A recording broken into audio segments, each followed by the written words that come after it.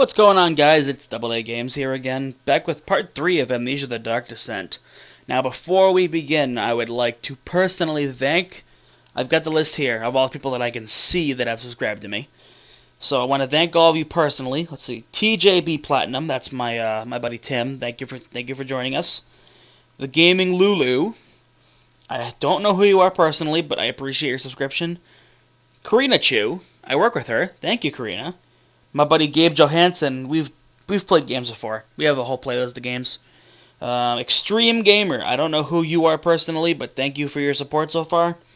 Mistress Ishbo, whatever. You are an awesome friend. Thank you so much for your sub. Let's see, we got Mr. Matt for you. Thank you for your support. I appreciate your subscription. Nick Cosgrove. It's a pretty cool last name. Thank you for joining us. Lovely Sharon527. I think I know who you are. Thank you for your subscription. Eric Roberts, my neighbor. I like this kid. Thank you for subscribing. And the most recent subscription of, I believe, just about a week now is the Yummy Burrito. I've got no idea who you are, but I appreciate your support nonetheless. Thank you guys so much for your support so far. I'm sorry that I think there's two more that I can't see because people who don't publicly share their subscriptions aren't shown. But thank you to whoever you are. I appreciate it greatly. And you know what? Let's get back into the game, shall we? Let's play some fucking Amnesia. Let's go. Alright. Oh boy, I forgot about this part. This is a heck of a way to start this episode.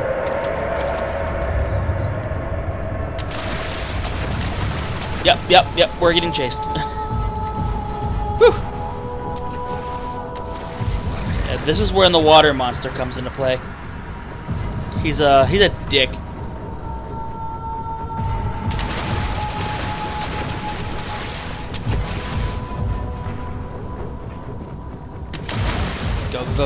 Go. I gotta get in this area here. Look like a boss. Give me that loud enough.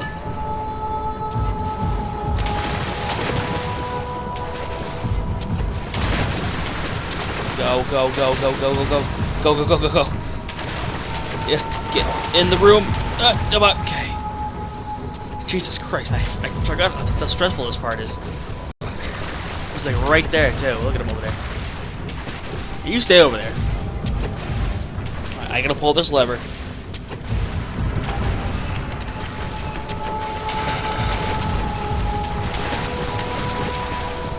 Jump like a boss. Okay, we're doing good. Jump. Okay, I said jump. Jump. Okay.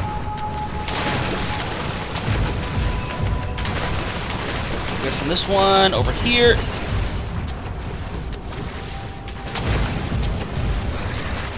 Alright, so I'm gonna give you that.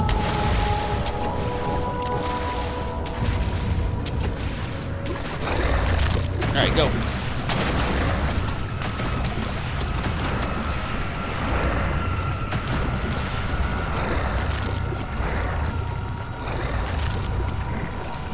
Pull this, spin this a little bit.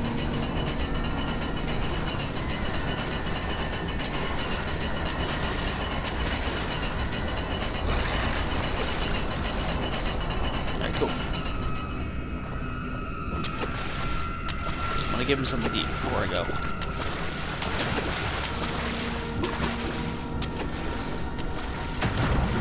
You can distract him with body parts.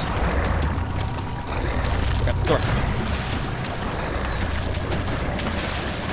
So I need this little needle here. And use it on the door.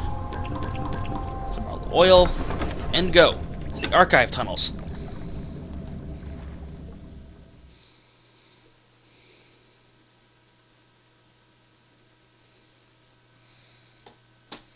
I didn't read that crap. I'm sorry. Because he's looking at my phone.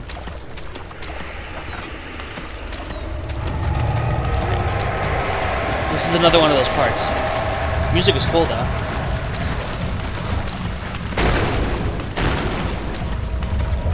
You guys can't even see.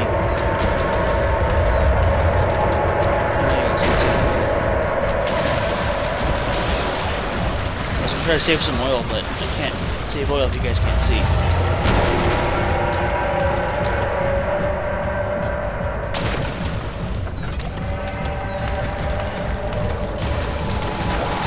Safe.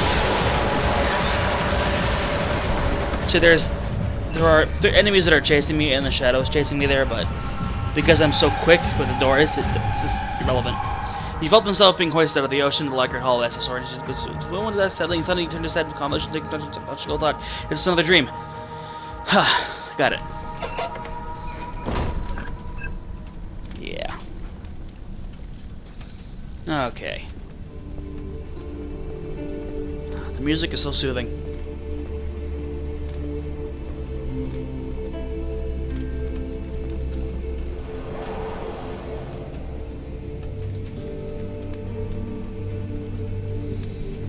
I'm just gonna do something real quick, if you don't mind.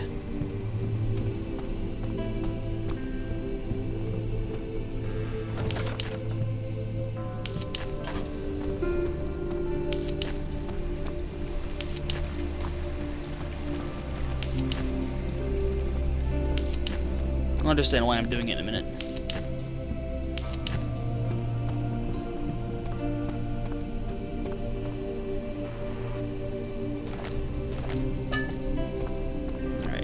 Now I'm going to go up the stairs here.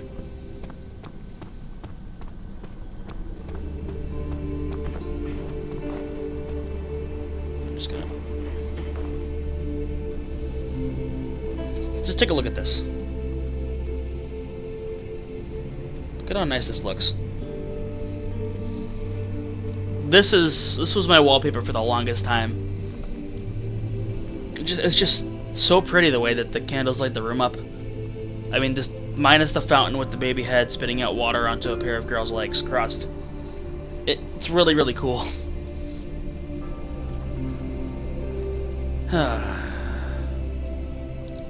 And the music is just so fitting for it too. Like it's so much zen in one area. After all that chasing and stuff, all that monster buildup. But all good things must come to an end. Let's go. Let's progress. Let's go to the study.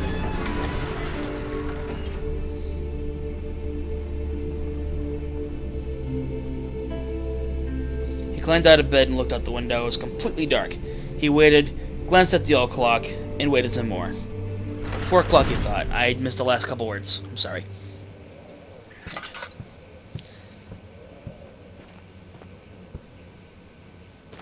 Now, what are you doing? Stop. I'm going to let you guys know that for those of you who don't like the sounds of dogs dying, that happens in this part. So if you would like to skip this episode, I would recommend it, because there's dogs' heads and there's birds and all kinds of stuff. I just want you to come here. Okay. I'll let you guys know when it's about to start. I won't do it right away. I'm not just gonna run and do it and be like, hey, guess what? Dog's dying. Letter regarding the discovery of Noab. To my most trusted student and friend, Johann Vaya. The most remarkable thing happened as I was traveling through the Prussian woods this summer. I finally found one of the orbs I have been looking for the last 20 odd years. It is as inexplicable as the heliodromists described in the Hortus Conclusus. It was... Hold on, sorry. It was as it was told about, an underground Mithriac temple crowned with the unearthly artifact. The orb was big enough to fit in my cupped hands, and the texture was smooth and jagged. Its color washed while rich. Contrast is not enough to describe its nature. It was an impossibility, an artifact paradox captured within stone. I was staying in a nearby village called Altstadt, investigating one of the antiquated trails, when I finally found the cavern. My God, I suck at reading. I went inside, and suddenly I could verify the truth of these enigmatic artifacts. They were real. As you can understand, this is the most important discovery of my life, but it has also become my greatest fear. As I entered the underground chamber, I could feel that I was trespassing. Because of my curiosity, I did my best to fight these instincts and fetch the orb from its place. I scrambled out the chamber and into the woods. I could sense something was following me. It bayed loudly as it closed in. The beast, this guardian of the orb, was relentless in its pursuit. Side note, the first thing I think of when I hear the word beast is Brock Lesnar. Anyway, I made my way to a nearby ravine where I stumbled upon some men fishing in the lake. I tried to warn them as I passed, but fortunately they remained as I continued my escape. When I heard their cry of pain echo through the valley, I felt such a tremendous sense of relief, thinking I would be spared. Suddenly, a blue shimmering light engulfed me, and the colors of the forest were washed away before my eyes. I kept running through the black surroundings. The trees had turned to charcoal, black with leaves of cinder. The ground covered in murky water. I pressed on through the drenched land as the glowing ember gave way to the rising wind and rained on me. I could hear pleading screams in the distance, and I joined in as pain and fear overtook me. I fell to the ground, gasping for air. This certainly must sound strange, but I had been carried miles away across the Alps to a grassy field outside Genoa. The garden had taken the orb from me, but still, until this day, I fear its return. Sometimes I lay awake at night, listening for the howling cry heard in the forest. It had been nearly a decade since that day, and I still haven't been able to write about the incident. The last time we spoke, you told me about your interest in ongoing research into the mythic orbs, and I realized I owed you the truth about my visit to Altstadt. Your friend and mentor, Heinrich Cornelius Agrippa. A very relevant figure in this game. You guys will deal with him later. Alright. Well. So finally you're going to help me out here. Whatcha? Oh. Whatcha? Useless. Alright. This is where that part comes in. So those of you who don't like listening to the sounds of dogs' heads being cut off, I recommend muting from here. And once the white light goes away, unmute it. So here we go. Mute it now. Let's see what you have to offer.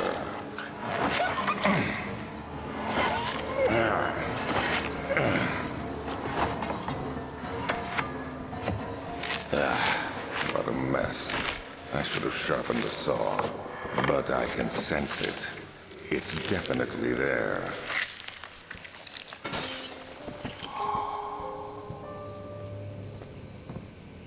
Alright, let the light went away. Let's go back to reading. Canis lupus femitarius, 1658, April 12th. Animal experiment. After a short study, it is clear that the agitation found among humans can be found in the dog. Fear and pain induce stress, which seems to trigger an endogenous response, causing the animal to burst with energy. I believe that the catalyst is produced within the brain. It is difficult to determine exactly where and what it is, but I can sense it. It reeks of cosmic genesis. There is an inherent problem in harvesting this energy, since the creature is bound to die from the exercise. I must refine this process of torture to enable any real work to be done.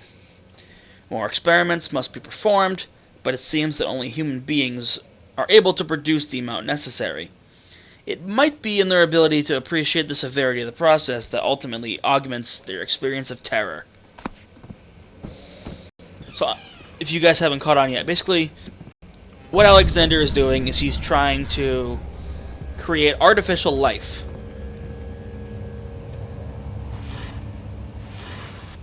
And he's not doing a very good job of it.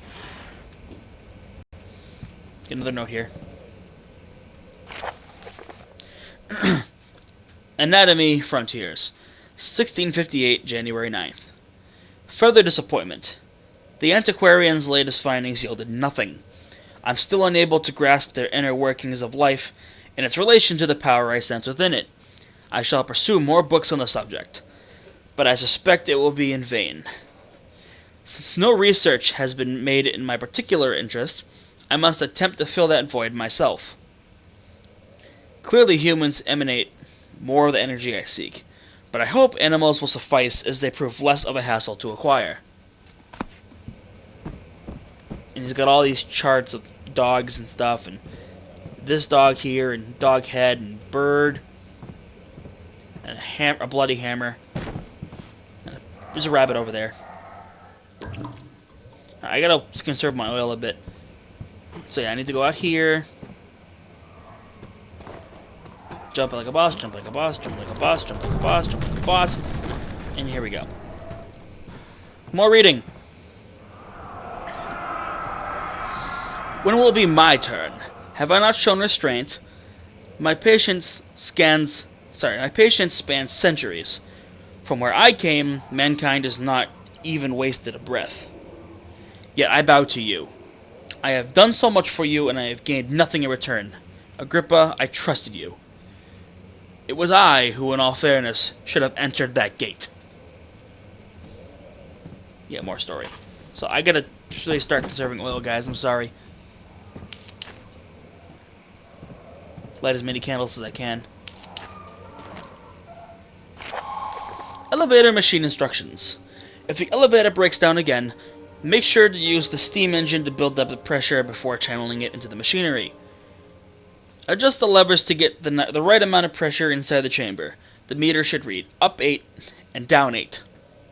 Make sure the flow is set according to the following chart. Trinity steam set functions, 4-phase amplitude, complete steam flow cycle. Note that the machine will not check proper configuration until all rods are inserted. So we have the flow cycle rod, which is one of the 3 parts to the elevator. Yeah, I gotta be a little more conservative with my oil, guys. I'm sorry, but hopefully you guys can still. Looks like you guys can still see.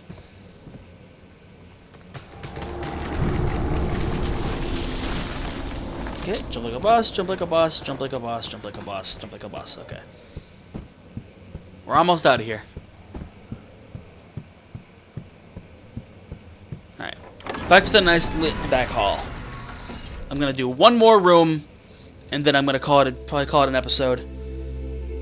Just because I'm running out of time, and I have to get to work soon. Nice brightly lit area. I really love this room. Unfortunately, this nice music will go away after this room. Into the guest room. Herbert's trunk was wrapped in rope. The lock had been broken by thieves, he assumed. He wondered if anything had been left considering all the hands it had passed. Nice little guest room here. My journal is gone. What would they want with my journal? Alright, I'm gonna go over here first. There's a note here. Ooh, loud down a dumb. 2nd of July, 1839. I received a letter today from the Algerian governor's office disclosing the fate of Herbert's expedition. About a week after my departure, Abdullah, one of the men traveling with us, returned from the desert. He was badly injured, as if maimed by a lion. The man rambled deliriously about the expedition being attacked by something horrible. The French quickly dispatched a search party to look for the expedition. After searching for days, they found the camp abandoned without any trace of Herbert or his men. Tomorrow, I'll retrieve the things they recovered from Herbert's tent at the customs house. I don't know what to make of it, but I'm worried for him.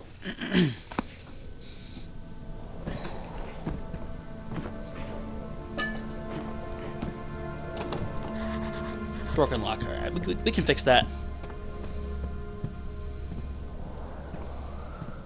Tinderbox. I still have 15 tinderboxes.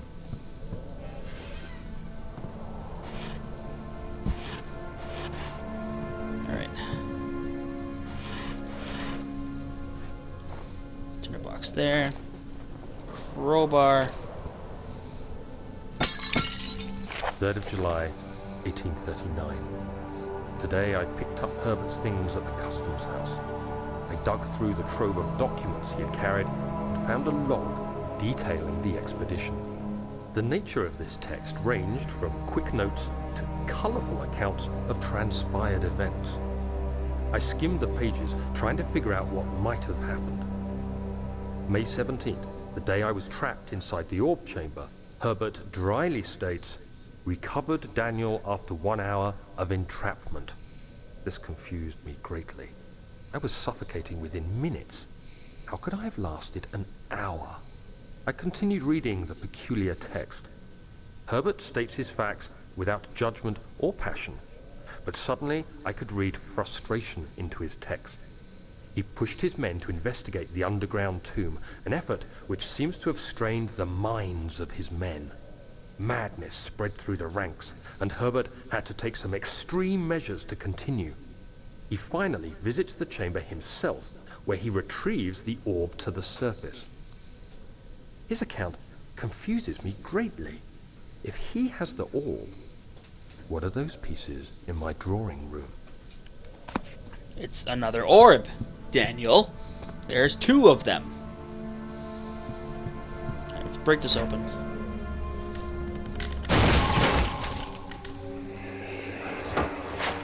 The key. Please, let it be here. 4th of July, 1839. This is the last note in the area. It's done. The orb is assembled. I was awakened by an exhausting nightmare. Shaking and sweating, I retired to the drawing room with a cup of tea. The relic pieces lay spread across the table as I'd left them, but somehow I knew how it was supposed to be. I fetched the tar, which I had prepared to fix the pieces together, and without fault I joined them, producing the orb I remembered so clearly. The tar proved unnecessary. It was pushed out from the joining pieces as they merged on their own, with no adhesive. The ancient stone relic now rests on my table. Its immaculate surface and perfect shape could have been molded by a factory. This is all too strange. It's the last note in this area, guys.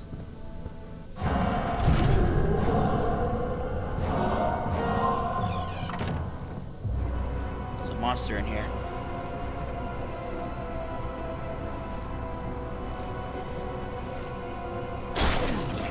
Okay, it's going in here. Hiding in the closet.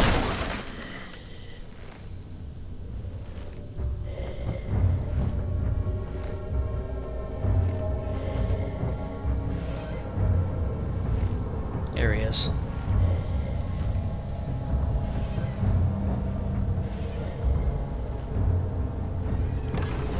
They keep alluding to this monster attack, but... Thank God, there it is. I guess it is a good place to hide it then. Alright. So that's it for this episode. Let's leave this area so I'm not starting with a loading screen next time. Sir William Smith had been marked. There was no way for him to know that the young men from the other day cast such a terrible shadow.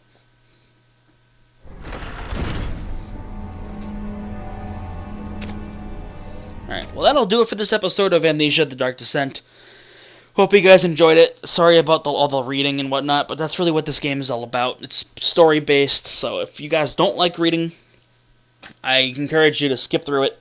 Skip to the video and try to find the parts where I actually do gameplay. Again, I apologize about the cutting off the dog's head. I don't know why they had to put that in the game, but they did. I know some people can't actually handle that, so that's why I gave you guys the warning. But anyways, thank you guys so much for watching this part of Amnesia: The Dark Descent.